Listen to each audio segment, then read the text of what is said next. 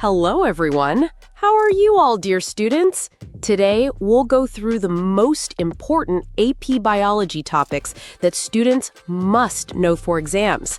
Stay with me till the end, and you'll feel fully prepared. First is natural selection, the foundation of biology. Remember, those best suited to the environment survive and pass on their traits. It always shows up in exams. Second is cellular energetics. Focus on ATP production in mitochondria and photosynthesis in chloroplasts. These processes are the powerhouses of exam questions. Third is gene expression and regulation. DNA makes RNA, and RNA makes proteins. But the key is understanding how this process is controlled. Fourth is cell communication. How cells send signals. Whether through hormones or neurotransmitters, this is a high-yield exam area. Fifth is ecology and interactions.